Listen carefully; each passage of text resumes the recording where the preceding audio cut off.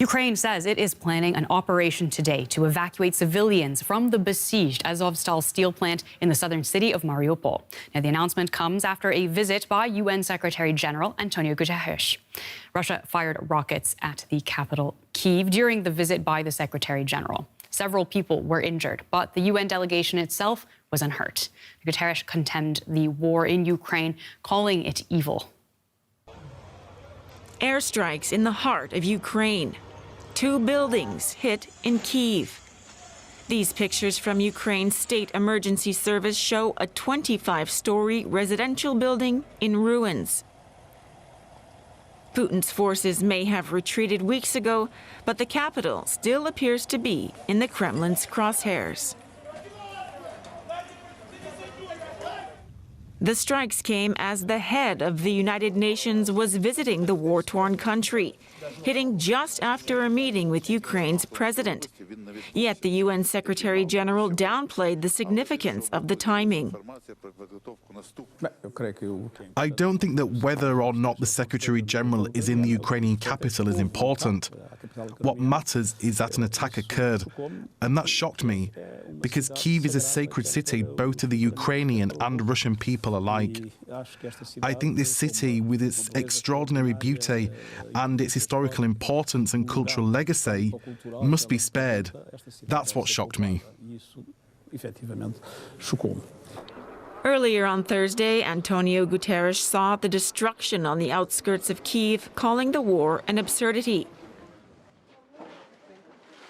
Blasts are now being reported across Ukraine, a country, Guterres said, that has become an epicenter of unbearable heartache and pain. Let's get more from our correspondent, Rebecca Ritter. She joins me now from Kyiv. Rebecca, the UN chief's spokesperson says that one of the rockets that hit Kyiv landed near Guterres' hotel. We've heard Guterres himself has downplayed the timing, but what do you make of this? Well, I think it's not really accurate to say that it hit near the hotel. It was quite some distance. I don't believe that Antonio Guterres was in any danger himself, but obviously other people were. However, the timing of it is rather symbolic, and it's kind of hard to see it as a coincidence. You know, Guterres was just in Russia speaking with Vladimir Putin, then coming here and trying to orchestrate the evacuation of some civilians out of that Mariupol steel plant that we've been talking about now for weeks.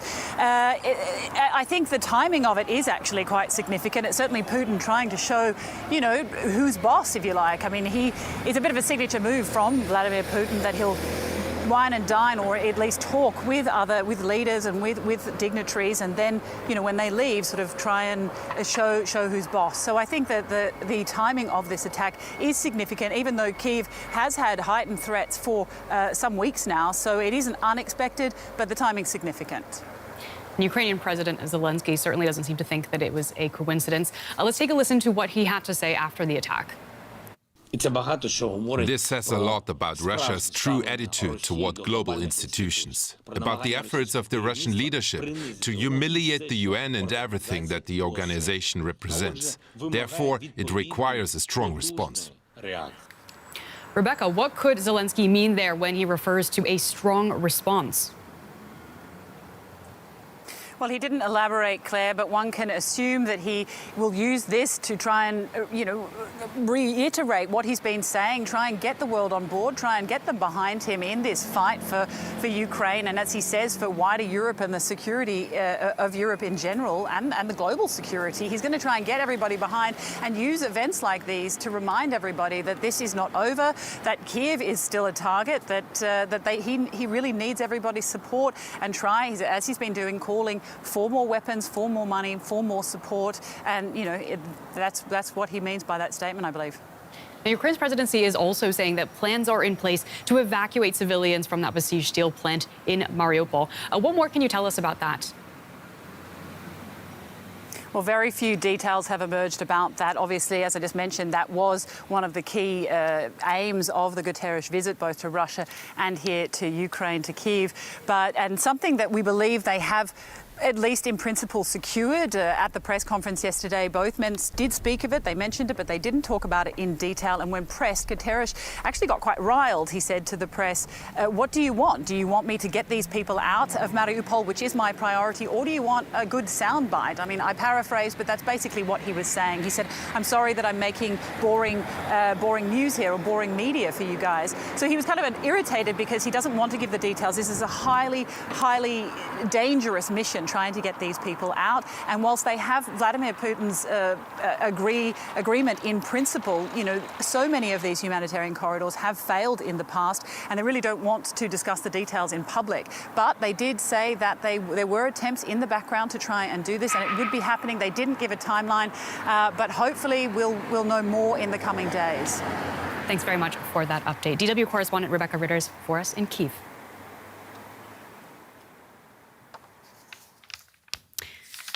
Now, the Russian attacks on Kyiv come just a month after Moscow announced it would focus its offensive on Ukraine's Donbas region in the east.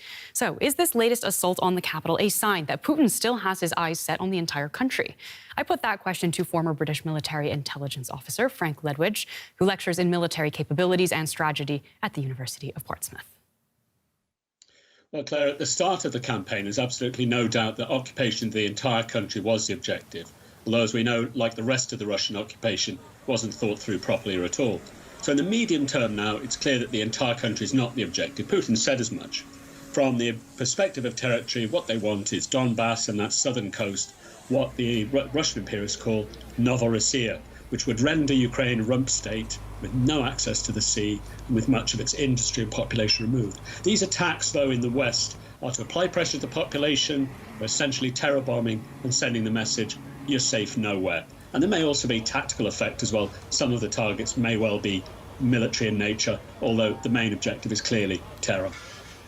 And what does this attack on Kyiv tell you about Russia's military capabilities at this point in the war?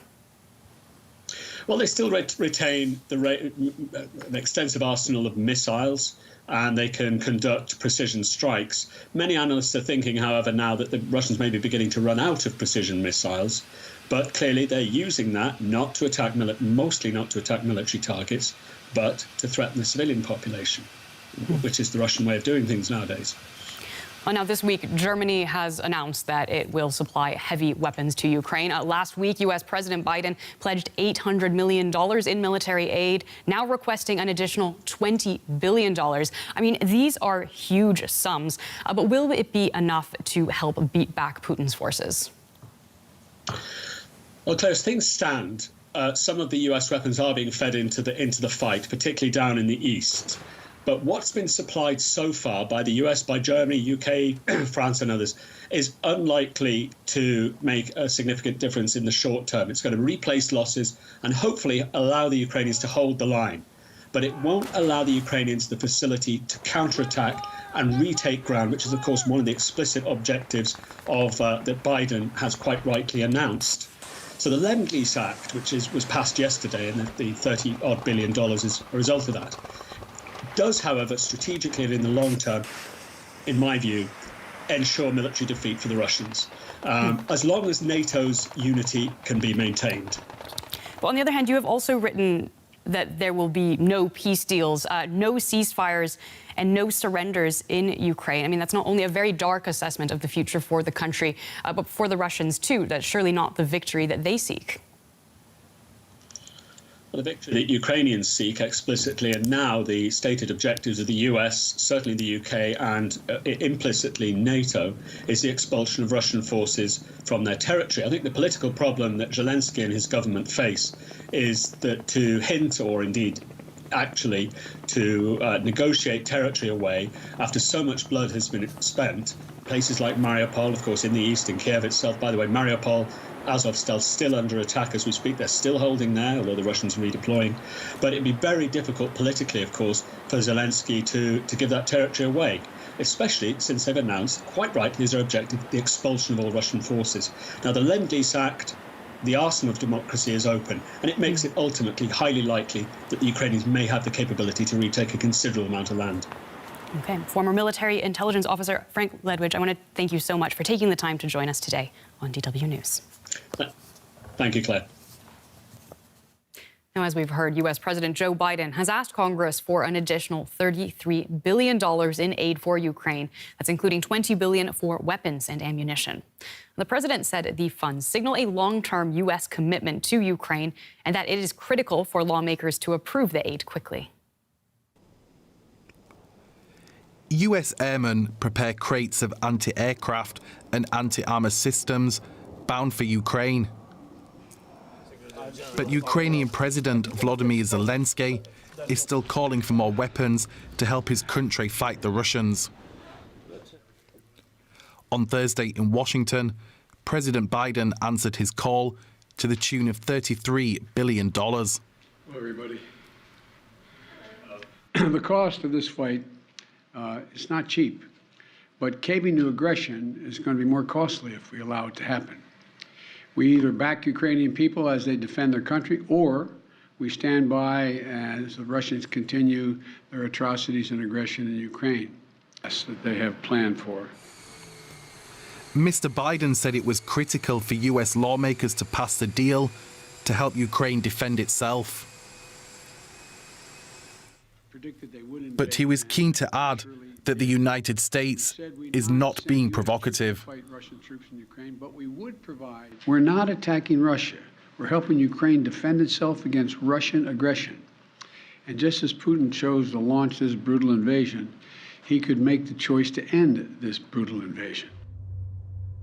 With warnings the war is far from over, the Western alliance will likely have to dig deeper still to fund Ukraine's defense. DW Washington correspondent Stefan Simons is on that story for us. We asked him whether there is cross-party support for the president's spending plan. There will be, but it won't be happening within a few days. So you should, and everybody should expect that Congress, that Republicans in the Senate and in the House of Representatives will go over this a little bit, go into the fine print, in the nitty-gritty of this package, which, as you pointed out, has $20 billion just for military, $8.4 billion for economic assistance, and $3 billion foreseen for just humanitarian assistance. So they will go into the nitty-gritty on this. But in the end, I think there's no doubt that Republicans and Democrats here and Washington as a whole is of strong political unified will to help Ukraine as best as possible. Christine Mundra reporting. Now, here in Germany, there has been a historic shift in defense policy after Parliament approved the delivery of heavy weapons to Ukraine. A broad majority backed the motion, including the three parties in the coalition government and the opposition Conservatives. Chancellor Olaf Scholz was criticized for being too slow to send military assistance. The motion is hereby approved. A sign of unity in the Bundestag. Both the three governing coalition parties and the Conservative opposition party voted in favour of delivering heavy weapons to Ukraine, a historic shift in German politics after weeks of reluctance. It is never an easy decision to supply lethal weapons, nor should it ever be. But in these dramatic weeks, there can and must be no false restraint either, with nothing to counter the brutal calculus of war. Chancellor Scholz's seat stayed empty. Facing criticism at home for being too hesitant, he supported the vote during a trip to Japan. I am very grateful for the clear support that the German Bundestag gave today to the policy of the government I lead. Regarding the motion that the government parties put forward, and has now found broad support. But for many, that support doesn't go far enough. 41% of Germans think the government's response to the invasion has been insufficient, according to the latest Infratest poll. A sentiment also picked up on by Germany's opposition leader. This is not prudence, as you've tried to explain it in the last few days. This is hesitation, this is dithering, and this is timidity. After mounting pressure earlier this week, German Defense Minister Christine Lambrecht announced that the country would send Gepard anti-aircraft systems to Ukraine after all. A decision that Germany's population is pretty split about, with 45% of Germans saying they were in favour, while 45% said that they were against heavy weapons deliveries to Ukraine. Kyiv welcomed the policy shift, hailing it as the return of German leadership. Now that the delivery has been approved, the question remains of when these weapons will actually be delivered. And while public opinion on delivering heavy weapons to Ukraine is split in Germany today, 2 weeks ago there was a 55 to 37% lead favoring deliveries. I asked CW political correspondent Nina Haza why that gap has closed. Well, I'll try and clear this up a bit, Claire. So I think the debate has just become more concrete and it has become more detailed. I would say that 2 weeks ago, it was much more theoretical. Hardly anybody here outside of security and defense experts knew the names of the different tanks that have been in use by the Bundeswehr. So Germans are learning about different models of tanks. It's all becoming very real. The risks are becoming more real. And some people are also warning against provoking Russia too much with those concrete steps. And then, of course, some people are beginning to get used to the pictures from Ukraine. There's a certain tiredness, and they're beginning to focus on the consequences at home more. And those are some of the reasons. Okay, increased awareness, fear of provocation. Let's take a closer look at the man in charge, Chancellor Olaf Scholz. What do Germans think about his crisis management?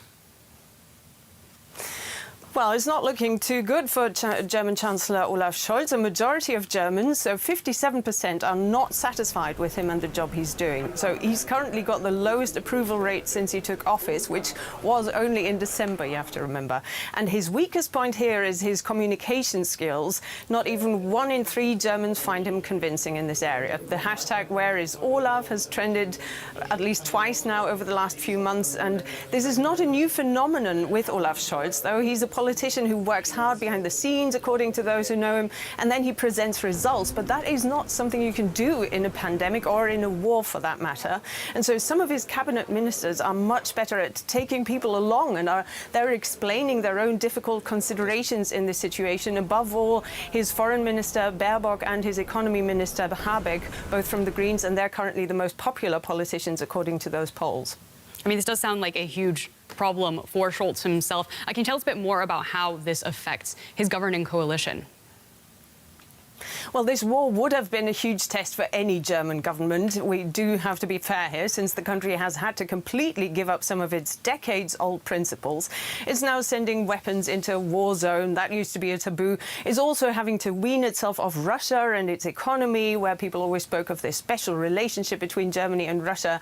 And many Germans just took peace almost for granted. So there's a learning process that's going on. And that includes politicians. They're having to learn that staying out of a conflict like this means siding with the aggressor. So this is a massive test for this country, for this young coalition, which is why the Parliament's support for the delivery of heavy weapons was so crucial. It was a vote of confidence for the government. Thanks very much. Our political correspondent, Nina Haza.